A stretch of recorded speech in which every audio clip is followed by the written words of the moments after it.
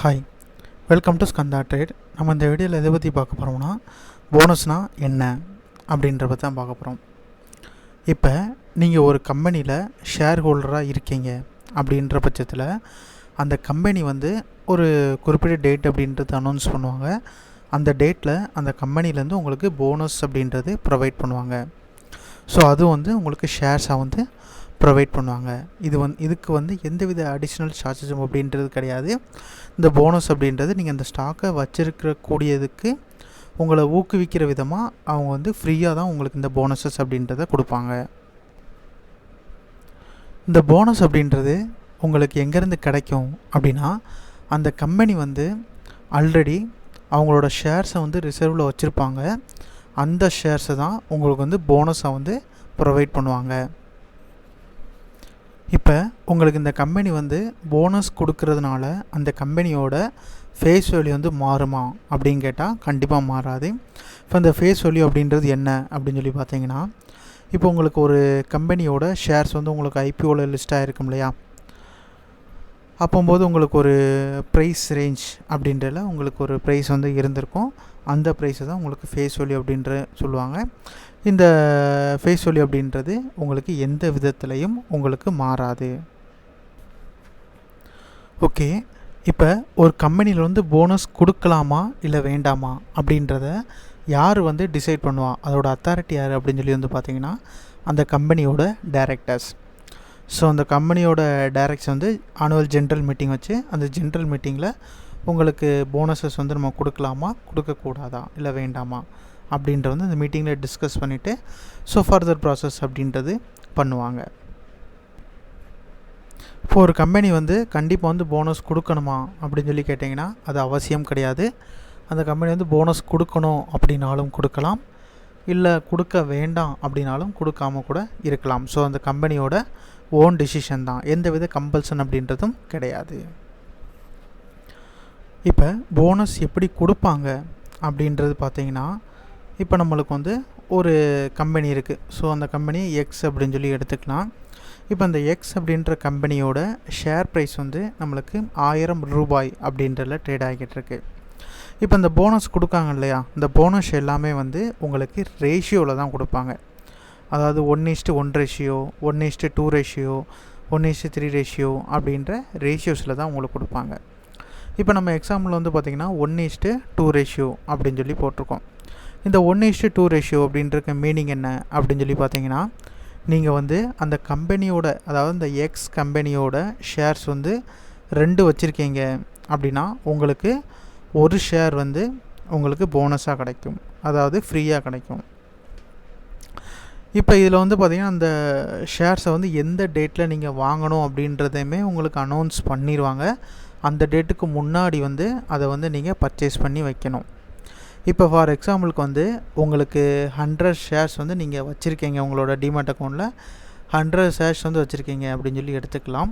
அப்படி 100 ஷேர்ஸ் நீங்கள் வச்சுருக்கீங்க அப்படின்னா அந்த 100 ஷேர்ஸில் உங்களுக்கு 1:2 ரேஷியோ அப்படின்றதுனால 50 ஷேர் உங்களுக்கு போனஸாக கிடைக்கும். இப்போ இந்த போனஸ் கிடைக்கிறதுக்கு நீங்கள் அந்த டேட்டுக்கு முன்னாடியே நீங்கள் பர்ச்சேஸ் அப்படின்றது பண்ணி வச்சுருக்கணும். நம்ம ப்ரீவியஸாக சொன்ன எக்ஸாம்பிள் படி பார்க்கலாம். இப்போ இந்த இடத்துல பார்த்தீங்கன்னா அந்த கம்பெனியோட, இப்போ நம்ம ஒரு எக்ஸ் அப்படின்னு சொல்லி நம்ம ப்ரீவியஸாக பார்த்தோம் இல்லையா, அந்த எக்ஸ் அப்படின்ற கம்பெனியோட ஷேர் ப்ரைஸ் 1000 ரூபாய். இப்போ நம்மக்கிட்ட இருக்கிற ஷேர்ஸோட குவான்டிட்டி 100 குவான்டிட்டி இருக்குது. நம்ம டோட்டலாக 1,00,000 ரூபாய் அப்படின்றது இன்வெஸ்ட் பண்ணியிருக்கோம். இது பிஃபோர் போனஸ் கிடைக்கிறதுக்கு முன்னாடி, அதாவது போனஸ் கிடைக்கிறதுக்கு முன்னாடி நம்மளோட ஸ்டேட்டஸ். ஸோ அடுத்து இப்போ அதில் போனஸ் அப்படின்றது அனௌன்ஸ் பண்ணிட்டாங்க அப்படின்றது இப்போ 1:2 ரேஷியோ அப்படின்ற அனௌன்ஸ் பண்ணியிருக்காங்க.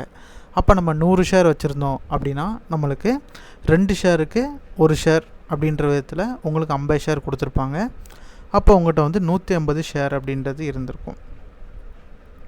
இப்போ அந்த ஷேர் ப்ரைஸ் 1000 ரூபாய் அப்படின்னு இருந்துச்சு இல்லையா, இது போனஸ் கொடுத்த உடனே அதோட ஷேரோட ப்ரைஸ் உங்களுக்கு ரெடியூஸ் ஆகும். ஸோ இப்போ இந்த இடத்துல நான் 666 ரூபா அப்படின்னு சொல்லி போட்டிருக்கேன். இப்போ எக்ஸாக்டாக இந்த ரேஞ்சுக்கு வருமா அப்படின்றது நம்ம எக்ஸாக்டாக சொல்ல முடியாது, ஆனால் ரெடியூஸ் ஆகிறதுக்கான சான்சஸ் அப்படின்றது இருக்குது. சரிங்களா? இப்போ ரெடியூஸ் ஆகிருக்கு அப்படின்ற பட்சத்தில், ஏன்னா மார்க்கெட் வந்து அதை வந்து பேலன்ஸ் பண்ணிக்கிறதுக்காக, மார்க்கெட் வந்து எப்போவுமே வந்து உங்களுக்கு பேலன்ஸ்டாக தான் இருக்கும், ஸோ அன்பேலன்ஸ்டாக இருக்காது. ஸோ இப்போ பேலன்ஸ் பண்ணிக்கிச்சு அப்படின்ற பட்சத்தில் உங்களுக்கு அப்போவும் வந்து உங்களோட இன்வெஸ்ட்மெண்ட் அமௌண்ட் வந்து எவ்வளோ இருக்கும் அப்படின்னா 1,00,000 தான். பிஃபோர் போனஸுக்கு முன்னாடியும் உங்களுக்கு உங்களோட இன்வெஸ்ட்மெண்ட் அமௌண்ட், அதாவது இந்த நெட் ஒர்த் அப்படின்னு சொல்ல முடியாது, 1 lakh அப்படின்றது தான் இருக்கும். போனஸ் கிடச்சதுக்கப்புறம் அதான் இருக்கும். அப்போ இதனால் நம்மளுக்கு யூஸ் இல்லையா அப்படின்னு சொல்லி பார்த்தீங்கன்னா, ஸோ ஃப்யூச்சரில் உங்களுக்கு இது ஏறிச்சு அப்படின்ற பட்சத்தில் உங்களுக்கு வந்து இது வந்து பெனிஃபிட் கிடைக்கிறதுக்கான பாசிபிலிட்டிஸ் அப்படின்றது இருக்குது. இப்போ நம்மளுக்கு அந்த வேல்யூ எதுவுமே நம்மளுக்கு இன்க்ரீஸ் ஆகலை.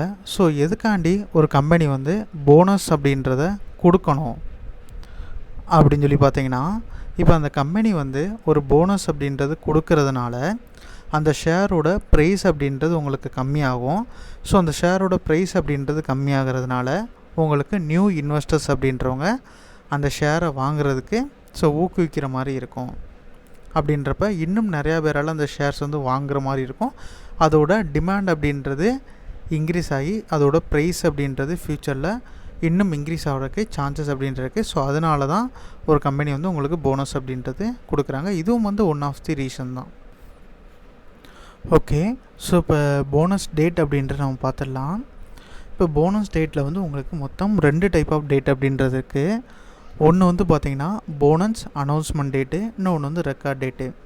இந்த போனஸ் அனௌன்ஸ்மெண்ட் டேட்டில் தான் உங்களுக்கு எந்த டேட்டில் உங்களுக்கு போனஸ் வந்து கொடுக்க போகிறாங்க கம்பெனி சைட்லேருந்து அப்படின்றத அனௌன்ஸ் பண்ணுவாங்க. ரெக்கார்டட் டேட் அப்படின்னா நீங்கள் அந்த ஷேர்ஸை வந்து ஹோல்ட் பண்ணி வச்சுருக்கீங்களா அப்படின்றத கம்பெனி சைட்லேருந்து, அதாவது கம்பெனியோட ரிஷியில் வந்து செக் பண்ணுறது அந்த ரெக்கார்ட் பண்ணுற ரெக்கார்ட் டேட்டு. அந்த டேட்டில் நீங்கள் கம்பல்சரி வந்து அந்த கம்பெனியோட ஷேர்ஸை வந்து ஹோல்ட் பண்ணியிருக்கணும். அப்படின்னா மட்டும்தான் உங்களுக்கு போனஸ் அப்படின்றது கிடைக்கும். அதே மாதிரி போனஸில் வந்து பார்த்திங்கன்னா எக்ஸ் போனஸ் டேட் அப்படின்னு ஒன்று இருக்குது. இந்த எக்ஸ் போனஸ் டேட் அப்படின்னா என்னென்னா, இப்போ கம்பெனி சைட்லேருந்து உங்களுக்கு போனஸ் கிடைக்கணும் அப்படின்னா இந்த டேட்குள்ளே நீங்கள் அந்த ஷேரை ஹோல்ட் பண்ணணும் அப்படின்னு சொல்லி ஒரு எக்ஸ் போனஸ் டேட் கொடுத்துருப்பாங்க. அந்த டேட்டுக்கு பிஃபோர்லாம் ஒரு 2 daysக்கு முன்னாடியே அந்த ஷேரை வந்து நீங்கள் வாங்கி ஹோல்ட் பண்ணி வச்சுருக்கணும். அப்படி வச்சுருந்தா தான் உங்களுக்கு வந்து போனஸ் கிடைக்கிறதுக்கான பாசிபிலிட்டிஸ் அப்படின்றது ரொம்ப அதிகமாக இருக்கும். அதே மாதிரி போனஸ் பே அவுட் டேட் அப்படின்றதுல தான் உங்களுக்கு அந்த கம்பெனி வந்து உங்களுக்கு போனஸை வந்து உங்கள் அக்கௌண்ட்டில் வந்து போடுவாங்க. அந்த கம்பெனி உங்கள் அக்கௌண்ட்டில் போனஸை போட்டதுக்கப்புறம் தான் போட்டதுக்கப்புறம் நீங்கள் வந்து இந்த போனஸை சேல் பண்ணணும், அந்த ஷேர்ஸை வந்து செல் பண்ணணும் அப்படின்னா கூட நீங்கள் வந்து தாராளமாக செல் பண்ணிக்கலாம். அது உங்களோட ஓன் டிசிஷன் தான். ஓகே, இப்போ வந்து நம்ம ஒரு எக்ஸாம்பிள் அப்படின்றது பார்த்துடலாம். இப்போ ஃபார் எக்ஸாம்பிளுக்கு நம்ம HCL டெக்னாலஜி அப்படின்ற ஒரு இது எடுத்திருக்கோம். இப்போ இது வந்து நம்ம ஒரு ரெஃபரன்ஸ்காண்டி போட்டது தான். இது வந்து ஒரு டேட்டா கிடையாது. இது வந்து நான் ஒரு ஜஸ்ட் வந்து ஒரு சாம்பிளுக்காக போட்ட டேட்டா தான். இப்போ ஃபார் எக்ஸாம்பிள் HCL டெக்னாலஜிஸ் அப்படின்றது உங்களுக்கு போனஸ் அனௌன்ஸ்மெண்ட் டேட் வந்து 23/10/2024 அப்படின்ற டேட்டில் அனௌன்ஸ் பண்ணுறாங்க அப்படின்னு சொல்லி வச்சுக்கோங்க. அவங்க வந்து போனஸ் ரேஷியோ வந்து 1:1 ரேஷியோ அப்படின்றத கொடுக்குறாங்க அப்படின்றத வச்சுக்கோங்க. இப்போ இந்த எக்ஸ் போனஸ் டேட் அப்படின்னு சொல்லி இருக்கு இல்லையா, 5/12/2024, ஓகேங்களா. இந்த டேட்டு, இந்த ரெக்கார்ட் டேட்டை கூட நீங்கள் மிஸ் பண்ணாலும் மிஸ் பண்ணலாம். பட் ஆனால் இந்த எக்ஸ் போனஸ் டேட் அப்படின்னு இருக்கு இல்லையா, இந்த டேட்டுக்கு 2 நாளைக்கு முன்னாடி, அதாவது ஒரு 3/12/2024, ஸோ அந்த டேட்டில் நீங்கள் இந்த ஷேர்ஸை வந்து வாங்கி ஹோல்ட் பண்ண ஆரம்பிச்சிடணும். அப்படி ஹோல்ட் பண்ண ஆரம்பிச்சிங்க அப்படின்னா தான் உங்களுக்கு போனஸ் வந்து கிடைக்கிறதுக்கான பாசிபிலிட்டிஸ் அப்படின்றது அதிகம். ஸோ நீங்கள் ரெக்கார்ட் டேட்டில் கரெக்டாக வாங்கி வச்சிங்க அப்படின்னா உங்களுக்கு கிடைக்கிறதுக்கான பாசிபிலிட்டிஸ் வந்து உங்களுக்கு கம்மி தான். எப்போவுமே வந்து ஒரு எக்ஸ் போனஸ் டேட்டுக்கு 2 நாளைக்கு முன்னாடி அந்த ஷேர்ஸை வந்து வாங்கி ஹோல்ட் பண்ணுறாப்புல நீங்கள் வந்து பார்த்துக்கோங்க. இந்த வீடியோவில் வந்து பார்த்திங்கன்னா உங்களுக்கு போனஸ்னால் என்ன, அது எப்படி அப்ளை பண்ணணும், அது எப்படி கிடைக்கும் அப்படின்ற ஒரு டீட்டெயில் வந்து கிடச்சிருக்கும். இதே மாதிரி இன்னும் யூஸ்ஃபுல்லான வீடியோஸ் வந்து நம்ம சேனலில் வந்து கண்டிப்பாக அப்லோட் அப்படின்றது பண்ணுவோம். I am not a SEBI registered analysis. இந்த வீடியோ வந்து முழுக்க ஒரு எஜுகேஷனல் பர்பஸ்க்காக மட்டும்தான். நீங்கள் வந்து பை அண்ட் செல் பண்ணுறாப்புல தான் உங்களோட ஃபினான்ஷியல் அட்வைஸரை டிஸ்கஸ் பண்ணிட்டு அப்புறம் பண்ணுறது வந்து பெட்டராக இருக்கும். Thank you. The first step towards achieving your dreams is having the right coach. Get the best education with Skanda. and make your stock and option trading courses dreams come true. Download the app now.